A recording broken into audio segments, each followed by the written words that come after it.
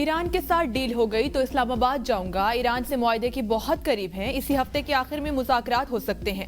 صدر ٹرمپ کی میڈیا سے گفتگو، ایک بار پھر وزیر اعظم شہباز شریف اور فیلڈ مارشل عاصم منیر کی تعریف، کہا دونوں بہت زبردست شخصیات ہیں، پاکستان نے مذاکرات میں زبردست کردار ادا کیا، ایران ڈیل چاہتا ہے، وہ پہلے جن باتوں پر تیار نہیں تھا اب تیار ہے، ایران ایٹمی ہتھیار نہ رکھنے پر رضامند ہے، ڈیل نہ ہوئی تو دوبارہ جنگ شروع کرنے کے لیے تیار ہے۔ ریاست نیواڈا میں تقریب سے خطاب میں ٹرمپ نے کہا ایران جنگ جلد اپنے اختتام کو پہنچنے والی ہے، جوہری خطرہ روکنے کے لیے ایران سے جنگ کرنا پڑی، ایران مشکل اور ذہین ملک ہے، ان کے لوگ اچھے فائٹر ہیں، ایرانی بحریہ کو مکمل تباہ کر دیا، 158 جہاز ڈبو دیے، امریکی فوج دنیا کی بہترین فوج ہے۔ وزیر اعظم شہباز شریف کی ترک وزیر خارجہ حاکان فیدان سے ملاقات، وزیر اعظم نے پرتپاک استقبال اور روایتی مہمان نوازی پر حاکان فیدان کا شکریہ ادا کیا۔ وزیر اعظم شہباز شریف 5ویں انطالیہ ڈپلومیسی فورم کے لیڈرز پینل میں شرکت کریں گے، پینل میں پاکستان کا نقطہ نظر پیش کریں گے، وزیر اعظم ترک صدر رجب طیب اردوان اور عالمی رہنماؤں سے ملاقاتیں کریں گے۔ اس سے پہلے وزیر اعظم شہباز نے دوحہ میں امیر قطر شیخ تمیم بن حمد الثانی اور جدہ میں سعودی ولی عہد سے ملاقات کی تھی۔ ملاقاتوں میں امن و استحکام کے لیے کشیدگی میں کمی اور مذاکرات کی اہمیت پر زور دیا گیا۔ فیلڈ مارشل سید عاصم منیر کی ایرانی صدر سے ملاقات، مسعود پزشکیان کی جنگ روکنے میں پاکستان کے ذمہ دارانہ کردار کی تعریف، امریکہ سے مذاکرات میں سہولت کاری پر ریاست پاکستان سے اظہار تشکر۔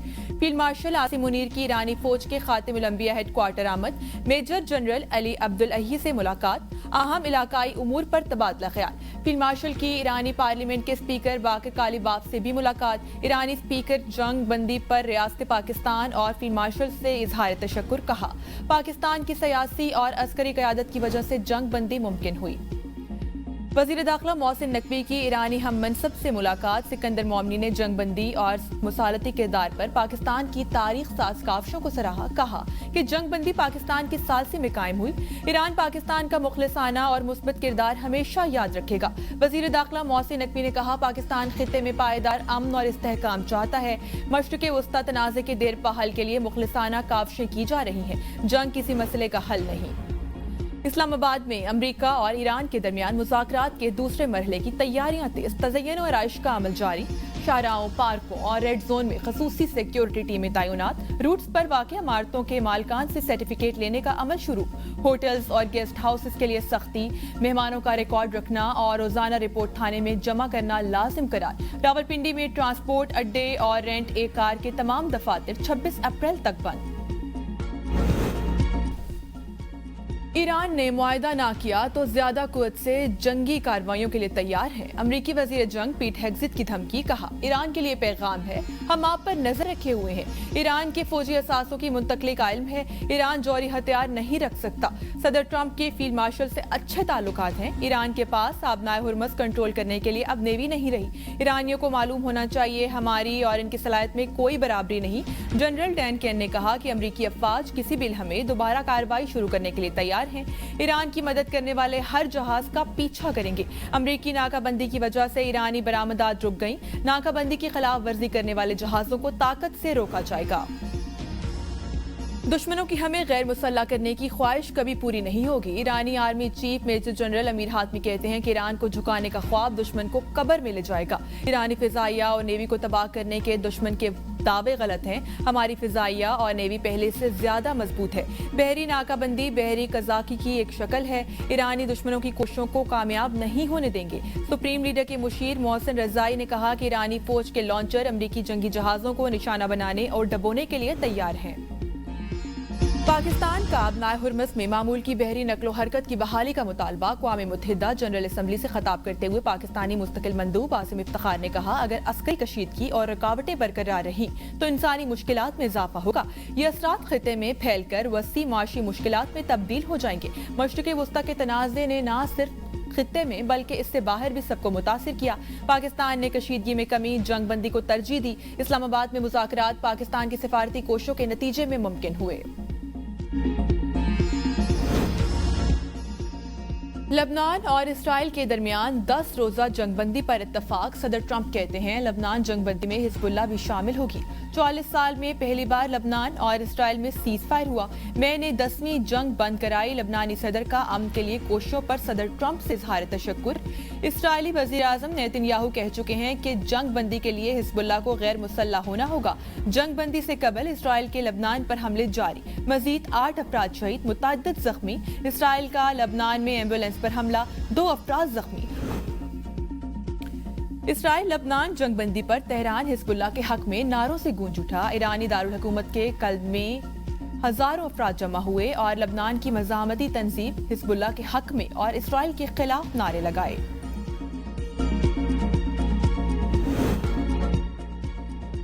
کچھ ظالم دنیا تباہ کر رہے ہیں. ظالم یہ حقیقت نظر انداز کر رہے ہیں کہ تباہ کرنے میں لمحہ لگتا ہے، دوبارہ بنانے میں عمر صرف ہو جاتی ہے.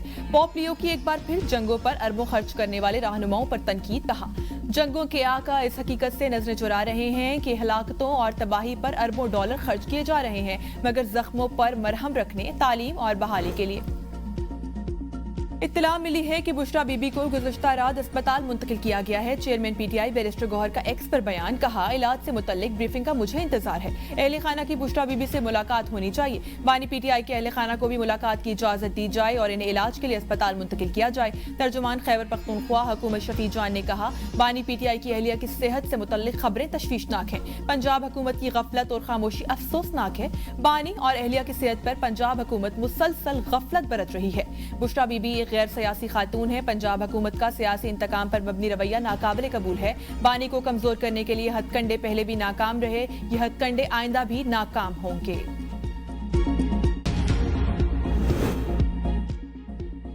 ہری پور میں گیس پائپ لائن پھٹنے سے آتش زدگی. ایک ہی گھرانے کے 8 افراد جاں بحق، 8 افراد زخمی ہوئے. ہتار میں وولٹا فیکٹری کے سامنے گیس پائپ لائن پھٹنے سے شدید آگ بھڑک اٹھی جس نے قریبی 3 گھروں کو اپنی لپیٹ میں لے لیا. واقعے کے وقت گھروں میں موجود متعدد افراد باہر نکل آئے، تاہم 10 سے زائد افراد محصور ہو گئے. ریسکیو حکام کے مطابق 2 محصور افراد کو زندہ بچا لیا گیا. خانیوال میں میپکو ملازمین کی مبینہ غفلت، 11 kV تار گرنے سے گندم کی باقیات میں آگ بھڑک اٹھی. ایک محنت کش کرنٹ لگنے سے جاں بحق ہو گیا. مقامی افراد اپنی مدد آپ کے تحت آگ بجھاتے رہے. شہریوں کے مطابق اطلاع کے باوجود وابٹا ٹیمیں بروقت موقع پر نہ پہنچ سکی. جاں بحق احمد 2 بچوں کا باپ اور گھر کا واحد کفیل تھا. وادی نیلم کے سیاحتی مقام شاردا اور دیگر علاقوں میں وقفے سے بارش اور ٹھنڈی ہواؤں کے باعث موسم شدید سرد ہو گیا. درجہ حرارت 2 ڈگری سینٹی گریڈ تک گر گیا. محکمہ موسمیات نے 19 اپریل تک مزید بارشوں اور بالائی علاقوں میں برف باری کا امکان ظاہر کرتے ہوئے الرٹ جاری کر دیا. انتظامیہ کی شہریوں اور سیاحوں کو احتیاطی تدابیر اختیار کرنے کی ہدایت. لینڈ سلائیڈنگ اور سفری مشکلات کا بھی خدشہ ظاہر کیا گیا. پی ایس ایل 11 میں حیدرآباد کنگز مین کی مسلسل تیسری فتح. راولپنڈی 6 میچز کھیلنے کے باوجود فتح سے محروم. حیدرآباد کنگز مین نے راولپنڈی کو 5 وکٹوں سے شکست دے دی. راولپنڈی کی ٹیم 20 اوورز میں 9 وکٹوں پر 121 رنز بنا سکی. حیدرآباد نے 122 رنز کا آسان ہدف 5 وکٹوں کے نقصان پر 17ویں اوور میں حاصل کر لیا. ایونٹ میں کراچی کنگز کو مسلسل تیسری شکست. اسلام آباد یونائیٹڈ نے 8 وکٹوں سے ہرا دیا. اسلام آباد کی ٹیم چوتھی کامیابی کے ساتھ پوائنٹس ٹیبل پر دوسرے نمبر پر آ گئی.